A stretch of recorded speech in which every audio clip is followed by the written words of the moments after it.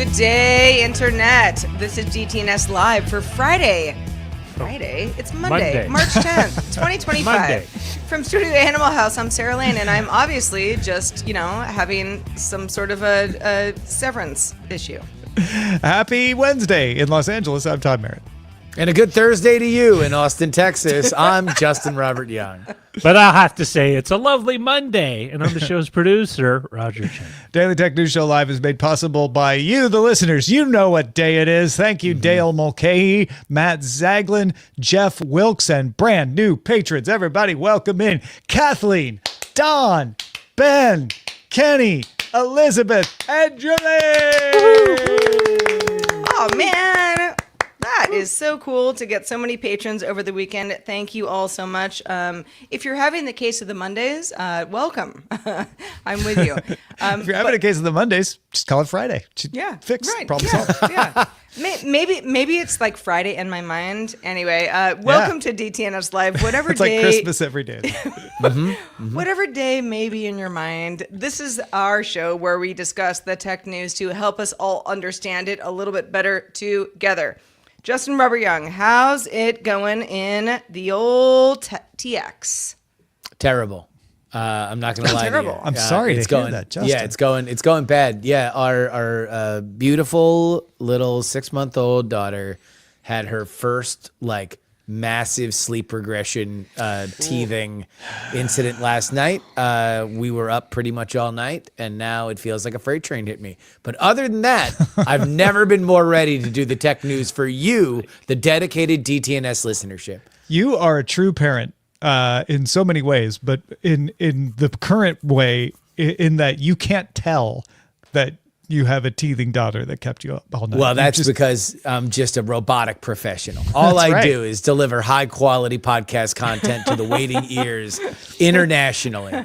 I remember one time staying late for a meeting with my boss, and I was like, I got nothing going on. I'm a single guy, but if you want to get going, he's like, oh no, I have a 6-month-old at home. Let's stay as long as we possibly can.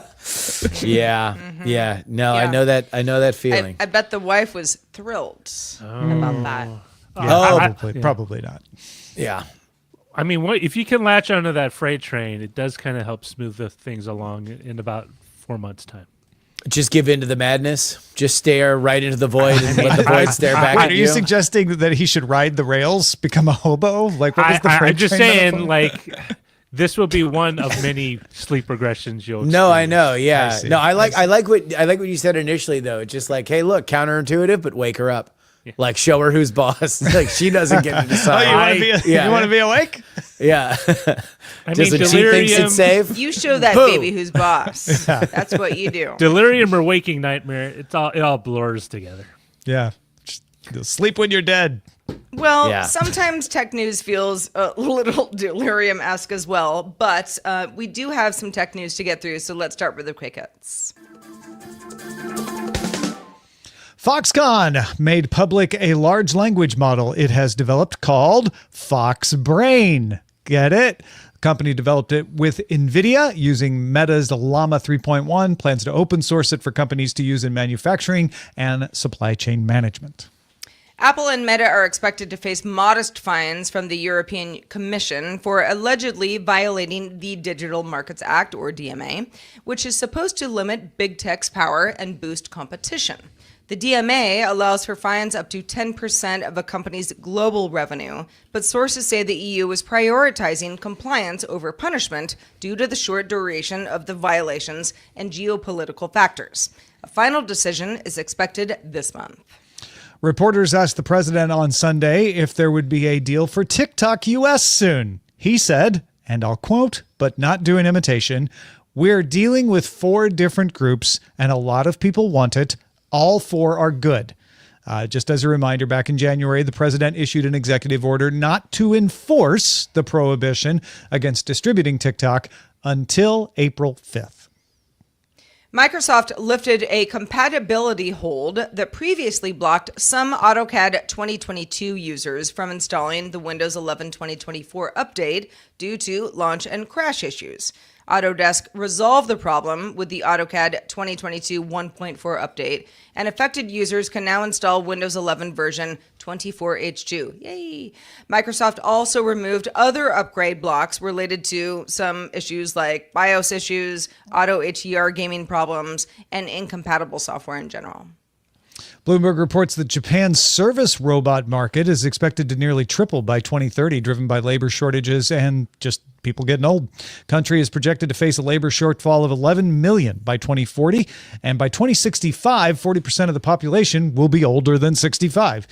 Companies like restaurant chain Skylark are already using thousands of robots to assist workers. A Consumer Reports study found that many popular voice cloning tools don't have strong safeguards against misuse. Of the 6 companies that Consumer Reports tested, Descript, 11 Labs, Lovo, PlayHD, Resemble AI, and Speechify, only Descript and Resemble AI were found to take steps to prevent unauthorized voice cloning. Other tools relied on users themselves to say that the tools indeed had permission.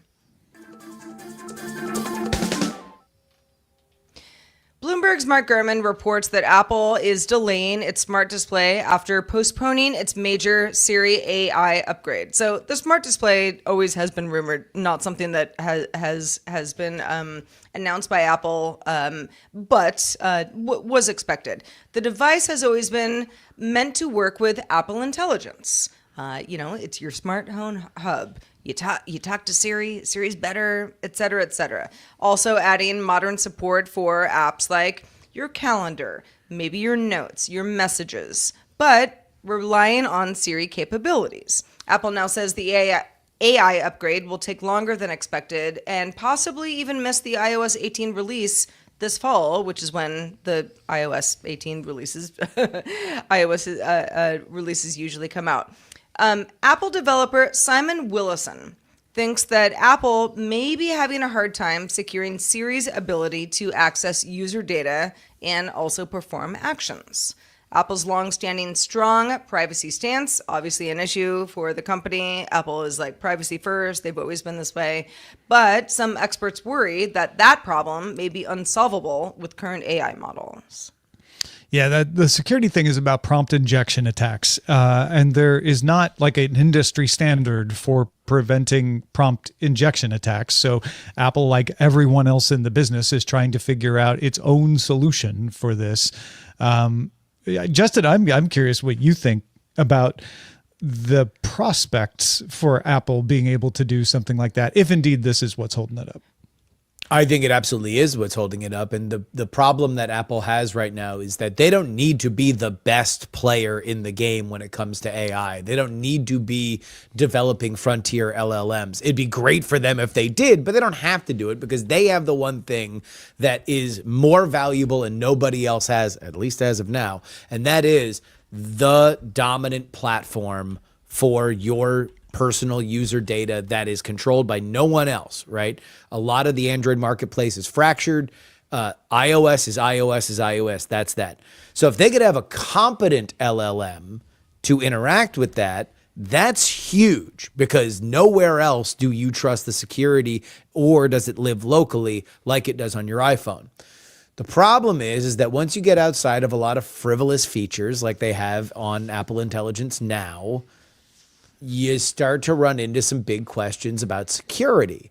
So do you build a totally nerfed experience, which is sort of not what we find fun about AI or LLMs, and say, all right, there's going to be the following prompts that we will allow, and we're going to put a layer of security in between that, but we don't want you to essentially get kind of command line access to this, or do we open things up a little bit and allow for things to go wrong and allow for quite possibly Apple's reputation as an extremely secure phone to be maybe a little bit less secure?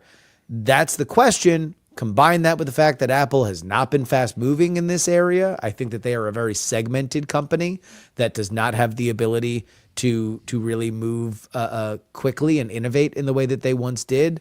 And you have a recipe for this thing dragging on, which I really think opens up the possibility for one of these AI players, maybe OpenAI, maybe Google does another flagship phone if they can get their stuff together, maybe Anthropic or Claude, maybe Meta gets in on this and says, you want to know what? We will give you a big LLM experience on hardware, and it works from day one. And because of this tech, you can rebuild a lot of your experience that you have on iOS almost immediately. That's the downside risk for them.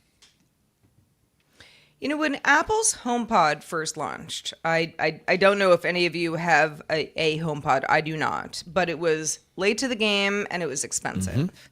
And Sounded great. Totally. But it's like, yeah, well, other companies did this first. And unless you're just, I don't know, some sort of an audiophile that's like, the HomePod is better than any other thing that I could possibly put in my bathroom. It definitely felt like something where it's like, okay, Apple's, catching up. They're catching up. Now I know lots of people who have HomePods and multiple HomePods and use AppleKit in their homes with great success. Sometimes we compare notes because I use Amazon's Assistant, but I also use third-party speakers from Sonos. So I think that the idea that Apple could control the smart home is a really, really good one. I think if anybody can do it, it's Apple, because a lot of people are still sort of like, why do I need this? Do I really want this?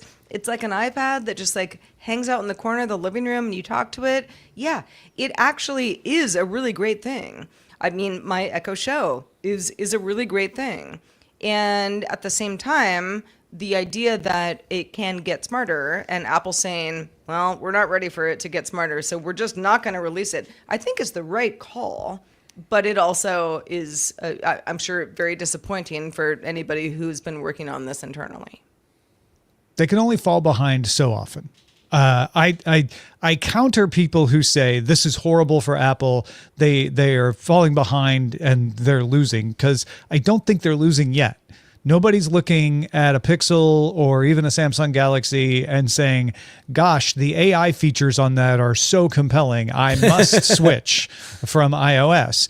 But the longer it takes for them to put this into play, then the bigger the chance that could happen. I don't think 2026 is too late, but it's, is it great? No. Is it fatal to the iPhone market? Absolutely not. I'll push back a little bit there, Sarah. I don't think that I have the optimism for Apple as a hardware company to build something that is top of the line competitive right now. They've been pretty crappy. The biggest swing that they took, and this as well as anyone, Sarah, was their stab at VR and mixed reality with the Apple Show, and like that's not great. Apple Vision Pro. Apple Vision Pro with the Apple Vision Show. There we go. Sorry, woke up once an hour. Apple Vision Show about lots of things besides the Pro, but yes. And the reason why is because that product was not what it was supposed to be. Because if the product was what it was supposed to be, then that show probably would have been doing a lot more conversation. Yeah, but I'll push back on you again on that, because it was like Apple was like, this is a developer product. And you have all these consumers being like, it's too expensive and what's it for? It's like, well, it's for development.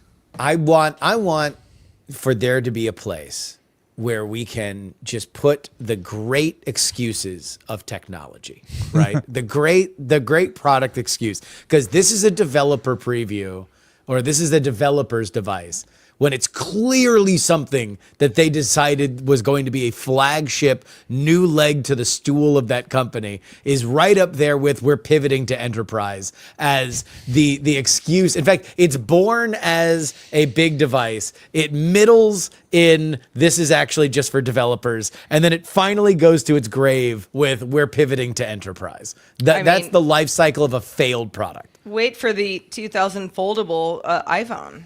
And then they'll say, this was a developer project. Well, if they get to that, that to me is where, and look, hey, I'm crapping on Apple. I don't just crap on Google. But when Google, when I talk about Google having an existential crisis when it comes to AdWords, that would be Apple finding a phone that was rejected by the marketplace in the way that the Apple Vision Pro was from the AR VR marketplace. That would be an existential problem for them. Well, Tom, last week we talked about the fact that Skype is going away. We gave a very nice eulogy. I hope Skype appreciates it. Skype not yet dead, but mostly dead. So PC Crease pointed out on our subreddit that it is still doing updates. What's going on with that? Yeah, it's not super surprising that Microsoft would still need to update Skype between now and May 5th, but it is entertaining how the update alert reads. Big thanks to PJC Reese for sending this to us. We're listening to your feedback and working hard to improve Skype. Here's what's new. I don't know that they're really listening to our feedback anymore when they announce they're killing it, unless that was the feedback. Please kill Skype, which, now that I think about it, could have been an element of the audience that was saying that. But here's what's new. Sign in faster. Already signed into another Microsoft app? No need to re-enter your password in Skype. Bug fixes and stability improvements. Now, bug fixes and stability improvements is what I expected. Sign in faster. That's probably some platform-wide thing that had to come to Skype. Like, it wouldn't not come to Skype because they're just updating the way they authenticate across multiple products. So it's just funny to me, and I thought it was worth a chuckle. And maybe y'all have examples of when default text just doesn't match reality in any particular way. I mean, one would assume that Microsoft wants a lot of Skype users to just roll over into Teams. Many people have already done that, right? Yeah. So the idea of like, oh, improve Skype. Cool. Well, you know what? Then it's just like, you're just going to seamlessly go into Teams and it's going to be like nothing If ever they changed. had said anything about Teams in this update notice, sure. I mean, but I think, who knows what happens in the Byzantine world of a gigantic corporation like Microsoft. Very often the right hand does not know what the left hand is doing because there are about 50,000 right hands and 60,000 left hands. So who knows how much the Skype team was informed that was the announcement that was going to go out. Like every team, I'm sure they had a roadmap of things that they were fixing and they were working on. I would presume that you're probably going to see stuff finished to whatever level they were going to be finished and pushed as updates. But, isn't it just kind of fitting for Skype as a product, this like thing that we were so dependent on, especially in the podcasting world, that never really was, good. Like it was necessary, and I love it to death, and I will miss it when it's gone. There was a point where Skype was like, wow, this is how I video chat with somebody. It had flashes. It had its moments. Yeah, it definitely did. It had actually really good technology, but for some reason Microsoft either seemed unable or very uninterested in developing those into a broader, product that was more capable than what Skype was. Well, this was one of the famous stories with Google, that Google was looking to buy Skype and took a look under the hood and determined that essentially for them to roll it into Google services, they would have to rebuild it from scratch. And so they just decided to rebuild it from scratch. And that's what eventually became the Hangout feature, which is now Google Meet, and has essentially become the industry standard of that. But Skype was always going to be a challenge because it was essentially an internet brand that didn't have a tech that was built for the future of the world. Yeah. And Skype ended up being rebuilt from the ground up by Microsoft, only to go away. Yeah. So we're listening to your feedback and working hard to improve Skype. That's hard coded. That's hard coded in the notification. There's a couple of checkbox somebody puts. They don't even see that. So nobody wrote that. without knowing what was happening. It just Yeah. went in there. And I run into this all the time where you get an error message and you have to realize like that's just the error message that's hard coded. It's not actually describing what's happening. And so you have to kind of reinterpret it in your head. I'm curious if anybody have run into some other entertaining versions of this. I would imagine, and I don't have a specific example, but I think people would be able to write in that there's probably a few really rich exampos of this in the world of HR, specifically if you're being let go, that you have to respond to something, that there might be this company values and cares about you. Make sure that you blah, blah, blah. Like, I'm sure that there's probably a few of those. I can't really think of anything that Skype has sent me. Roger, have you? I remember a message I got, an error message, because my Comcast was down, and it said to check the website to see if it was down. It's like, I can't. That's a classic one. There's no internet. What do you want me to do? The down internet tells you to use the internet to check and see what's wrong. That's a great one. Well, if you have any others of those, send them along to us. feedback@dailytechnewsshow.com. And thanks to PJC Reese for posting this on the subreddit. I liked seeing that. I like to see a little on the ground information gathering showing up in our subreddit. That was cool. In fact, any of you can post things on our subreddit. One way to let us know is go to reddit.com/r/dailytechnewsshow. So late last week, the Chinese company The Butterfly Effect made some waves when it launched a preview of something called Manus, an agentic AI platform. Hugging Face's head of product management called it the most impressive AI tool I've ever tried. And it works a little bit differently than others. So Justin, marketing salad aside, what's going on? So agentic AI is something that you're going to hear a lot about if you have not already between now and the end of the year, because it is a natural evolution of a few things that have happened in the modern revolution of LLMs. But essentially, if we're going to put it in the broadest context possible, it's a browser that can be at the base level, to understand it, like an intern. You can tell it to do things that it can then go ahead and do. You can give it your credit card number and it could book you a flight, or it could buy you, it could order dinner for you. It could do anything that you would imagine that you would give an intern responsibility for, either at your work or a personal assistant at your home. OpenAI has Operator. There's a few other companies that are working on similar products like this, but Manus AI was something that got a lot of attention because of what happened last month with DeepSeek, which is another Chinese company that launched a product that was very competitive with other frontier large language models. And so the question was, okay, is this because of the boom of Chinese information, of the Chinese tech scene? Do they just have it right now? Is Manus AI going to be a big thing? The reviews so far are not fantastic, but you can understand where the hype is, because not only is Operator available for OpenAI, not only are there competing products, but you're also hearing rumors that different versions of agentic AI could be $20,000 a month subscriptions, because they would be able to take the job of a coder, for example. Or multiple coders, right? Or multiple, because they're able to Because do it never so eats, much. it never sleeps, and it doesn't game. It can work 24 hours a day. I think Manus is a little bit of a victim of its own PR department. Yes. They saw what happened with DeepSeek and were like, we'd love that. Look at all the signups they got. Let's get people excited about Manus, and they did a little bit too good of a job, to the point where they had to actually limit signups, which DeepSeek eventually did too. But Manus had to limit signups out of the gate because they got way more attention than they were expecting. I don't know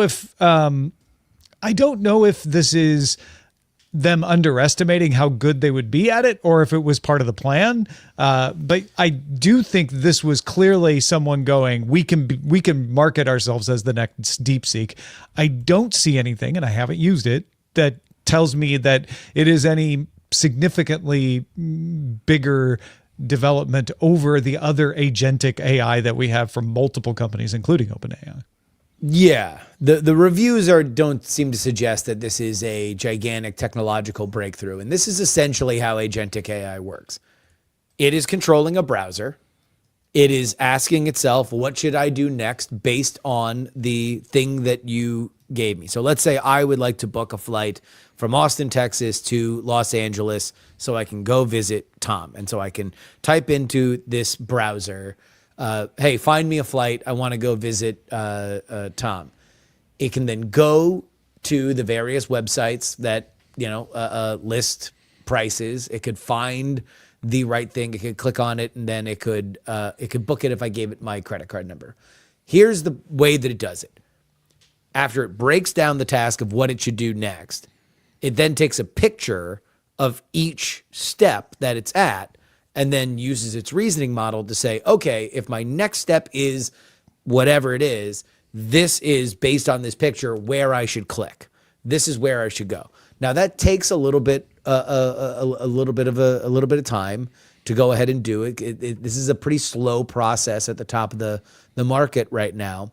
But also it tends to choke on a lot of these tasks. And that's the biggest criticism that you hear across the offerings from anybody right now, is that agentic AI it falls apart somewhere along the line. And here's the reason why.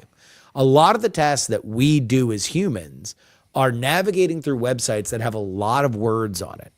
And that's where ultimately LLMs specifically tend to choke, is when it is thinking of too many words. And the farther you go down in a conversation, it begins to get sloppy and not know what to do.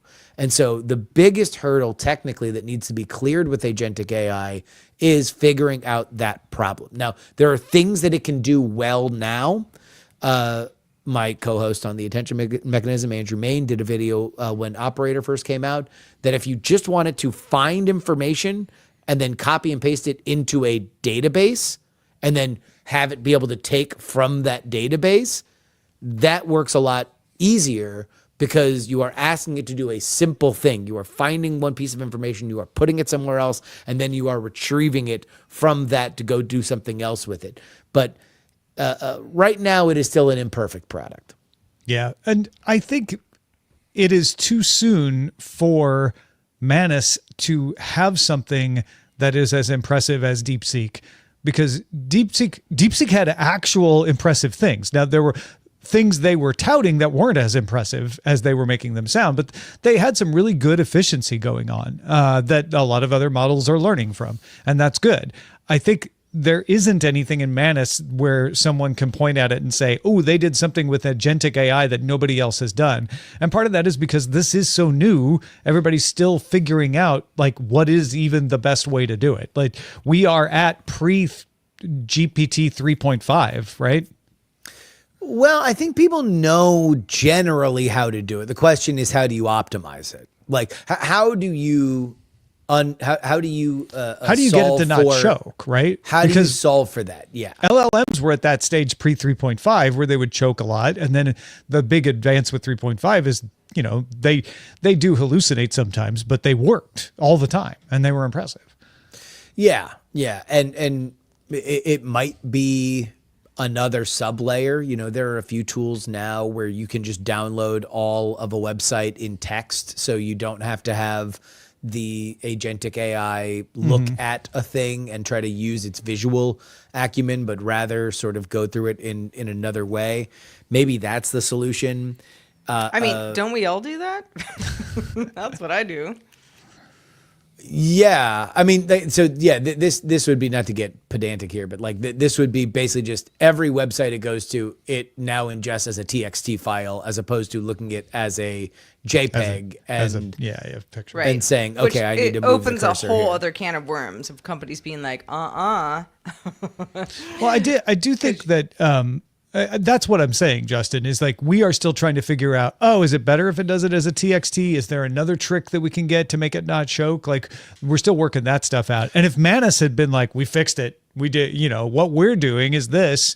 And everybody looked at it and said, oh, crap, that's a big advance. That would be similar to DeepSeek. It doesn't appear that they did that. The other big element of this is not agentic browsers, but agentic operating systems. Right. That's the big key. The big key That's what the next Siri wants to be able to do. Is like open apps for you and fill things out and do things for you. Yes. Because that's to go back to what I was talking about with Apple Intelligence, where they have a tremendous, to take all of these sociopathic, super weird commercials that they have for the offerings that they have now. If you were to instead say, oh, open up an iPhone, I got my new iPhone. That's great. Boom, one button. Hey, Siri, look through all of my text messages, find all of my friends' birthdays, and put them all into my calendar. So you'd never have to do that again. Now it automatically just does that for you. Context clues. When's the last time that I talked to my mom? Make sure that you remind me if I ever get two weeks away from doing it. There's a million different things that you have the ability to do with Apple's information that they have on you that right now they are not allowing because they don't want somebody to get access to your phone and really, really, really do damage by way of a AI layer onto their systems. Yeah. Remember, agentic AI, as we've been saying all year, it's the tech of the future. You're going to keep hearing about it. You're going to keep, look, and there's going to be a lot of crap that says this. And also it's going to be part of maybe the biggest round of FUD when it comes to, employment, because that is the fear of agentic AI is that, okay, it's going to cost you 20,000 because it's going to take three people's jobs. I still think that the jury's out on that. I think that it's just as likely that you want to pay $20,000 and now every good employee has an assistant that can work 24/7 on things and you can move stuff forward. It feels more like a service than it is an employee, but also you never know when that line's going to be crossed. Well, and you've got the Salesforces, right? And Microsoft, Oracle, SAP, all sorts of companies that I'm sure are like, all right, let's get on the train, because if we don't, then people just won't use our services anymore. There's the history of corporations is littered with that kind of thinking. There's a reason why Home Depot makes you go through a self-service checkout, even though there are 5 employees standing around pointing at which kiosk you should use. Did you go to Home Depot this weekend, Roger? Yes, I did. There's a long story behind that I think I should say for another day. About why you went to Home Depot? No, basically why Home Depot and a bunch of other retailers went all in on self. Why did you go to Home Depot though? My current Lowe's, I needed to buy a couple of wing nuts. My current Lowe's they have self checkout, but they also will let you go through. Home Depot has nothing except self checkout. There's no. And that is the future, right? It's like we're not there yet, but we're getting there. It turns out it's actually slower, and you process. Costco's actually taking out a lot of their self checkout. Oh, there's a huge story behind it that I was looking into over the past few weekends, but which may not even be true. Well, what is true is the fact that a lot of us have DVD collections. A lot of us, maybe use them all the time, maybe have them in a box in a closet and wonder, what's the future of this? Seems like a surefire way to at least hold on to movies and TV shows for decades without worry, right? Because it's tangible, right, Roger? Yeah, so the thinking with DVDs and CDs and all that, it's read with a laser. There's just no physical wear. It never wears down. It's going to be around after you die, after your kids die, after your grandkids die. But it turns out that might not be true. Ars Technica has a great story about a renewed focus on what's called disc rot, which is essentially a condition where the materials that reflect the laser on the disc break down over time. Now, oftentimes that can be pointed to in the manufacturing process where things just aren't done correctly or improperly or something changed. But last Tuesday, Warner Brothers is doing something about it. Warner Brothers Home Entertainment confirmed widespread complaints about certain DVD titles manufactured between the years of 2006 and 2008 becoming unplayable. That means you stick it in the DVD player, Blu-ray player, whatever, you hit play and nothing happens. It just errors out on you. The company says it will replace any defective disc for the same title, if possible. But if that title is no longer available due to copyright issues or license right changing, customers will be offered the opportunity to change for a comparable like value movie. You just need to email them.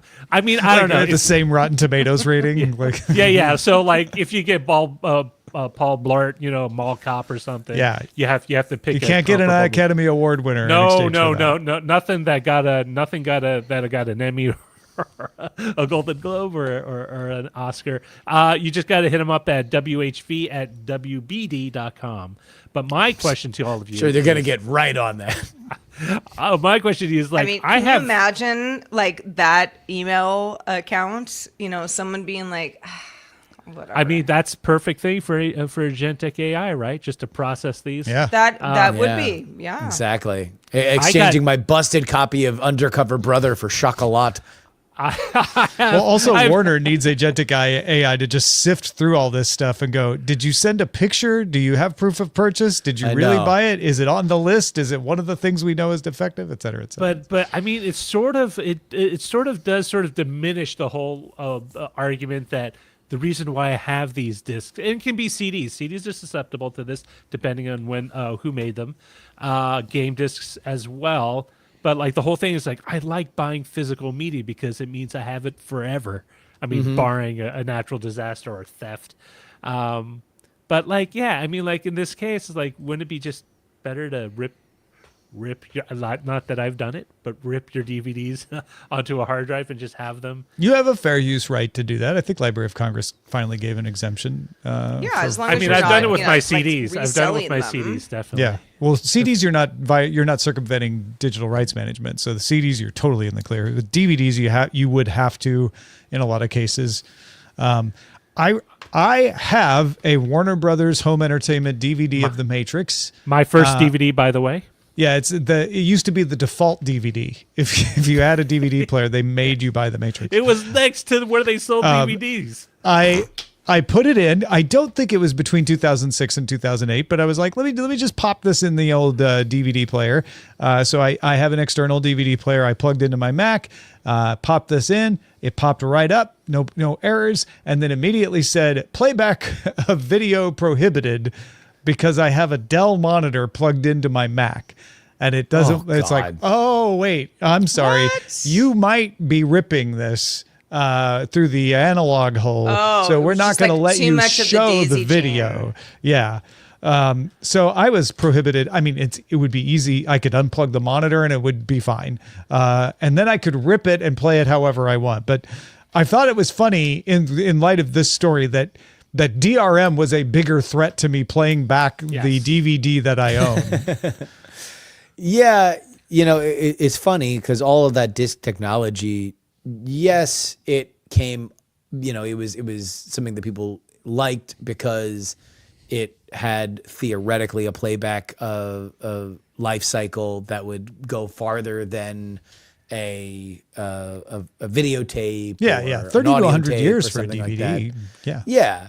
But really, they became popular because they were cheaper to produce from the studios, and the profit margin on them was literally insane. So that's why they got popular. I mean, also, you were able to put more data on there, and the crisper and the picture was crisper. So it was certainly a good bargain for the time. But I don't think anybody.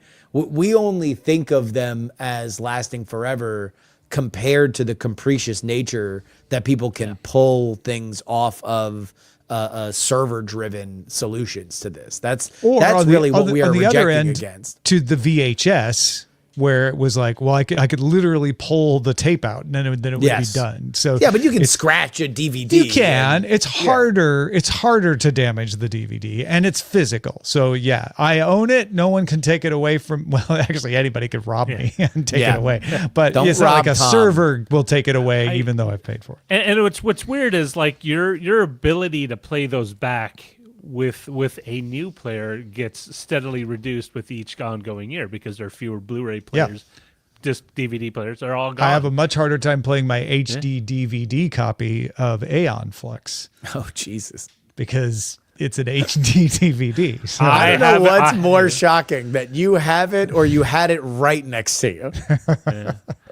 I think I don't know if this would be more Don't be shocking, but I shocked by have that. This is I what have Tom 38 HDVD titles I got for free, but someone wanted to clear up their closet space, and I said I'll take them. my I only HD have one, DVD external player for the Xbox 360 is propping up my monitor. I have one, but I don't know where my 360 went, so I can't. This whole conversation just it gives me anxiety in the sense that I know we all have, that box in the closet of maybe, old CDs, DVDs, maybe just photo negatives, stuff that is tangible and could you have one hurricane or one really, really hot day, and that stuff is not going to stand. What do you do with it? Just embrace the transient nature of life. No, and Tom, let that's go of not attachments. The answer. No, you keep Look it at your in bookcase. a I know you don't perfectly feel that way. a perfectly temperature-controlled Do as I salt say, mine not as where they Okay, keep but the original negatives you of see what I'm saying, classic though. movies. You see what I'm saying? It's I think we all have a fair amount of stuff where it's like, yeah, that's it's just kind of old, and maybe I have a DVD player where I can still watch the Matrix Volume 1, whatever. But more and more, it's like, no, this stuff is gonna go away. It's gonna go away. I mean, I'm going to double down with Tom. You don't need a perfect place to store this. You need a therapist. Nothing lasts forever. We are all Wow. Like look, I'm sorry. That's just the reality of these things. Is that if you're able to keep it, and you're able to hold on to it, you're able to remember that you want to watch it. Photos. If you really want to watch it and you really want to see it, then you're going to be able to have it. But otherwise, we shouldn't have anxiety about it. Like I'm guilty of this as well. All the DVDs that I collected are in the room right next to where I am recording right now. And at least now, as I have a young daughter, there is at least some projected thing that I could think of down the road to be able to say, oh, if I want to watch some of my old favorite movies, I have a pile of DVD players that I'm apparently going to have to go, trade corporate credits to go find an old relic of a DVD player in whatever hologram era my daughter is being raised in, so I can watch these movies, Austin Powers 2. But at least there's an idea of it. Otherwise, I don't know, man. Okay, Rip them and put them on the server somewhere. So I think there's two things we're talking about. There's, you mentioned Austin Powers 2, great movie, very funny. It is great. Yeah, you can get that on streaming. Get in my you belly. might say, no, I prefer to have that on my physical media that I bought back in the day. All good. But you have choices. There are other types of media that are physical that you don't have a choice. When it goes away, it's gone. And also, we are in a world where sometimes the powers that be delete or change elements of these movies. That's where it does get into a 1984 element. Like there are episodes of popular television shows like Community and Always Sunny in Philadelphia, that the content of these outrageous comedies that were meant to be outrageous are too outrageous for the time, and all of a sudden you can't watch the D&D episode because of Ken Jeong's face paint or most of these are all blackface related. Anyway, there's a reality. If you want to watch that, you can't. And whether or not you want to do it for the most academic reasons, You can't it is legitimately watch it. But Yeah, the you gotta other go to the side of black this market. is nothing is gone on the internet for the most part. And if you really want to find a copy of anything, it is easier now than ever before. Like even before the internet, there were VHS traders where you could find stuff that was hard to get a hold of. Now it's a couple of clicks away. You just ask your agent to go on the internet and find you the video that's been uploaded to YouTube or Dailymotion. Yeah. This isn't about being the Indiana Jones of rare media, right? Like that is obviously what some people like to do, and there are more avenues for it now than ever. But this is, hey, I paid for a thing. Am I allowed to watch it? Yeah. And on some, in some different. of these scenarios, the answer is no. It's yeah. I mean, it dovetails a lot of things: lost media, hoarding, and just sort of the inability to accept the that we're all going to die one day. Yes, the transient nature of we're human not. existence. Stop that. That's such a Except for Sarah. Well, what isn't a myth is the fact that a lot of you send us great emails every day. So thank you for that. Let's check out the mailbag. Dylan is in both the YouTube and the Twitch chat right now. Wrote us this email 20 minutes ago, and we jumped right on it. Said, as someone who worked as a computer geek for a 24-hour news network in a previous life, I wanted to chime in on the discussion from last Thursday's DTNS Live regarding paywalls on news sites. First, a correction. I would not refer to any of the DTNS regulars as a journalist. A more correct term would be pundit, analyst, or commentator. When you engage in original reporting, then the term journalist would be appropriate. And let me just say, I agree. I rarely refer to myself as a journalist because I don't think I ever do journalism. I went to journalism school, and I respect people who are doing journalism. But yeah, we're analysts. We are commentators, and those are valuable. Those are valuable things. It gets a little bit more blended in the world of tech because reviewing an experience of something is so much a part of what people want. And so if you want to assume every time Tom says, I signed up for this service and I tried it out and this is what I think that if you really wanted to be a stickler on it, you could say that was a journalistic endeavor. You took, it's like, a solid catch in 2 steps that counts as a journalism. But in general, I think, yes, the large majority of what we do is commentating. I personally don't consider almost anything I do on DTNS journalism in the sense of what I was trained to do as a journalist. Which is reporting. Which reporting is really investigating, researching Yes. a story that you cultivate sources and you're telling someone else's story. A lot of what we do on this show is telling our own stories, and that's valuable. That is extremely valuable. And sadly, a lot of the terms for that are used pejoratively, like pundit. Oh, you're just a pundit. You're just a talking head. But I think the analysis that we do is really valuable. So I hesitate to call myself a journalist most of the time because I am using the valuable output of other journalists to create my own analysis and opinions. But we've only made it halfway through Dylan's email. He says, as a commentator, it seems to me, if you want to make use of reporting done by other outlets, paying those outlets for appropriate access is not an onerous burden imposed by those outlets. It's the cost of doing business. When I would walk through a working newsroom or pass by the offices of anchors and reporters, copies of regional and national newspapers and magazines were commonplace. There's a larger discussion of access to news content by regular non-commentating folks with parallels to access to other media that needs to be paid for. I am curious about what that discussion would have looked like. I think there's fertile ground discussing the balance between information necessary for the public good and paying reporters who do the work in the context of the current state of news media and its almost exclusively corporate owners. I hope to hear that discussion on DTNS sometime in the future. Well, you got it. Oh, hell yeah. You got it, Dylan. When we were talking about this, Rob and Roger and I, last Thursday, we were all sort of scratching our heads like, all right, well, what is the best way to pay for this that just doesn't become this, I don't know, like melee way of, paying for this and that and just, that doesn't undermine chaotic. The promise of the internet where we have vast access to information, right? I think that's the key. And that's the other part of it. Like, I mean, there's definitely a part of me. It was like, oh, everything's behind a paywall now. Oh my gosh. Like now, like, okay, Forbes reported on it, but now I'll go to TechCrunch because TechCrunch is reporting on what Forbes reported, but I can get into that. Like, I mean, that's real. And I don't necessarily think that's a good thing, but that's where we are. I don't have a problem. I don't think any of us have a problem with news getting paid for. I think what we're discussing is what is the most consumer friendly way for people to get news, consume news, and the newsroom to be paid for. And in a lot of cases, it feels like news outlets are complaining that the classifieds went away still, like that we didn't pay for a newspaper because that's how they made the money. We paid for a newspaper basically for the delivery mechanism of it.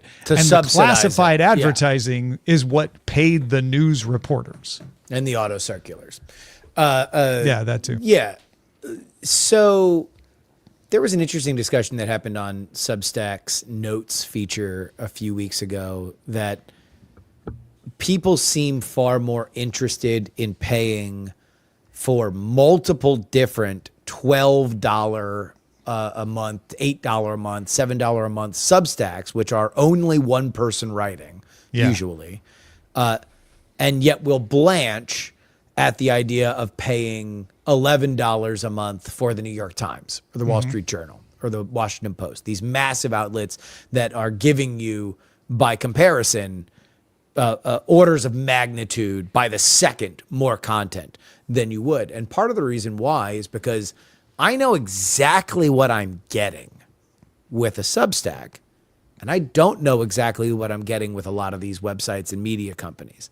They were designed to be broad and diffuse and for you to just take a gamble on that you would find something that you would like there because they were creating so much content they could sell advertising against every square inch of it.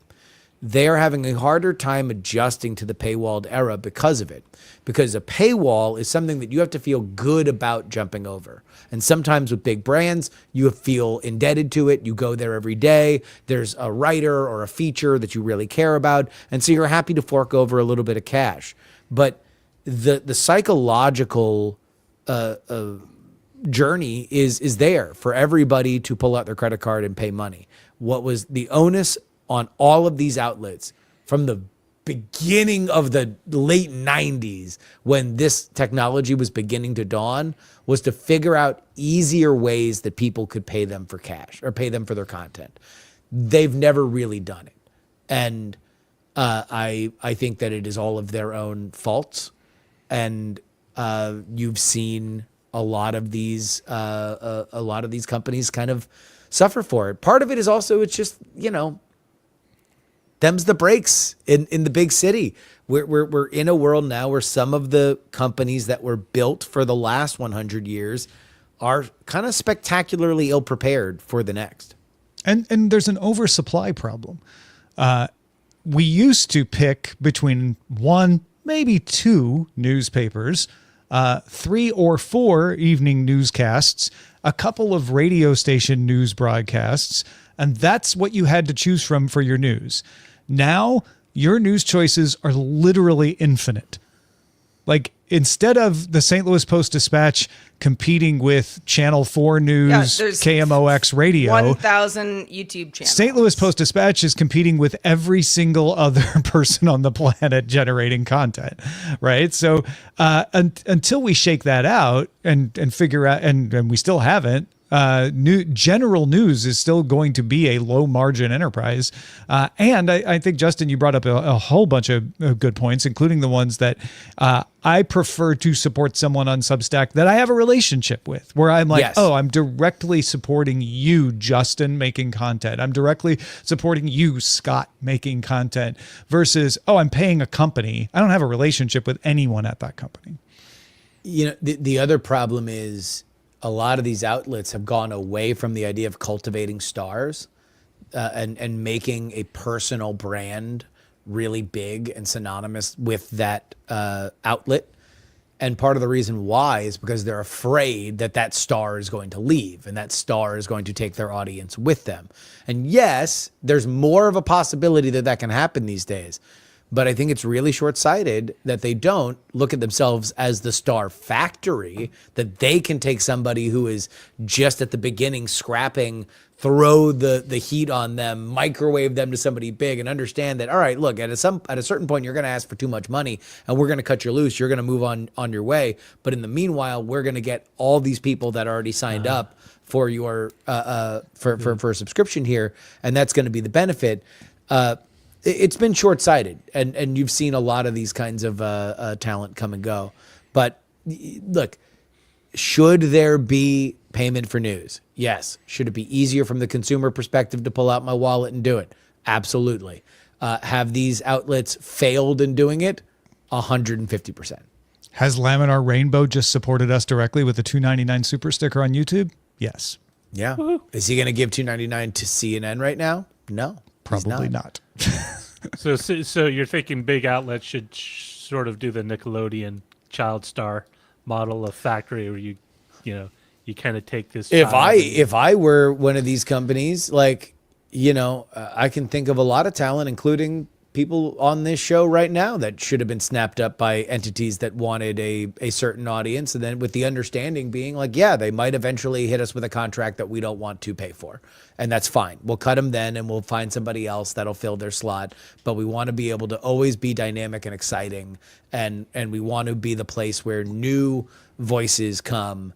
I think that era was really probably about 10 years ago.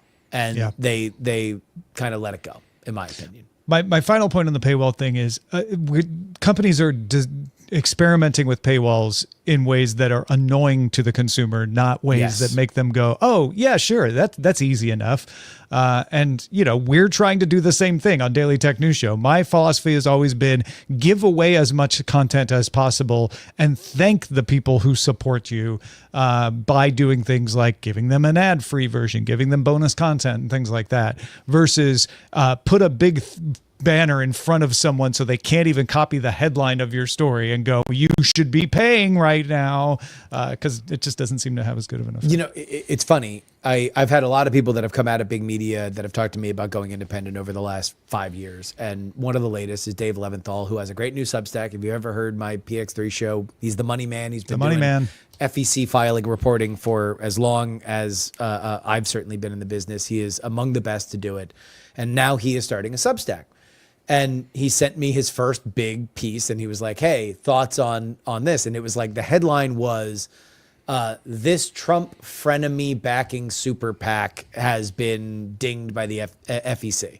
And it's Nikki Haley is who he was referring to. And I was like, put Nikki Haley in the headline, because you're not enticing people to find out an answer. You're building a relationship with people that know and trust that you're going to give them the info that you have gone out and found. And that's a whole different way of dealing with things than he was used to, where every headline, if it could involve the name Trump, it was put in there because that's going to be better in the SEO, that's going to bring the traffic, that's going to bring the attrition rate, that's going to have 1% of the people clicking over into the paywall, and that's how you're going to make your money. But this is all, there's different ways to talk to the audience. And the way that Tom mentioned that there is now infinite competition, there's infinite ways that you can talk to people online. Yeah. Well, Dylan, thank you very much for this email. Folks, send those emails. Keep them coming. feedback@dailytechnewsshow.com. Justin Robert Young, you are full of the great... full of coffee right now. the great knowledge, and maybe coffee is part of that. In any case, we're glad to have you. Let folks know where they can keep up with you when you're not with us. If you want to hear more about me and Andrew Main breaking down the ever exciting world of AI and large language models, then you can head on over to the Attention Mechanism, available wherever you get your podcasts. During the show, you have been submitting titles, and Showbot has been compiling them. If you go to dtns.showbot.tv, the folks watching live can see the voting as it happens. The Stoic Man currently leading with an Apple delay keeps the AI away. I get that. Yes. Yep. Don't rot your teeth, kids. Saray TW with help. I lost my LLM in a prompt injection attack. Zoe liked Justin, the robotic professional. We have JPEG84, the title master with even DVDs can rot. DRM still a bigger problem than bit rot. Stealth Dave. Memories? Have you considered therapy? That's right, TW. And I like this one from the Stoic Man. Media will be lost like tears in the rain. Oh, Blade Runner. To die. Sarah, what did we go with? We went with JPEG 84's even DVDs can rot. It's so true. So sad. It's true and sad. Yeah. Thank you again to Laminar Rainbow for the super sticker on YouTube. Thank you to everyone watching on LinkedIn. Thank you to everyone watching on Twitch. Nainu back for tier 1 and the 33rd month on Twitch. That's a nice thing to see. Zoe brings bacon cheering us with bits. Get Pull Xander back for the 10th month with Prime. And SGBU followed us. Broden20 followed us. Lion Jim Video back at tier 1 for the 6th month has been subscribed for 69 months. The Bri Coding with Mukti. All of you new followers, thanks for following us at twitch.tv/Daily Tech News Show. If you are a DTNS supporter, and you are, if you're listening, we would love you to show our support for us with something like a mug, a t-shirt, a mouse pad. We have a new DTNS Live logo, which is very cool. We all like it a lot. We hope you do too. It could be a good conversation starter at the coffee house. They're great looking ways to support us and our show, dailytechnewsshow.com/store. You can also watch us live Monday through Friday at 4 p.m. Eastern. That is 2000 UTC. Hope everybody did the clocks right over the weekend. I'm still getting used to it. You can find out more at dailytechnewsshow.com/live. We are back doing it all again tomorrow with Patrick Norton joining us. See you then. The DTNS family of podcasts, helping each other understand. Diamond Club hopes you have enjoyed this program.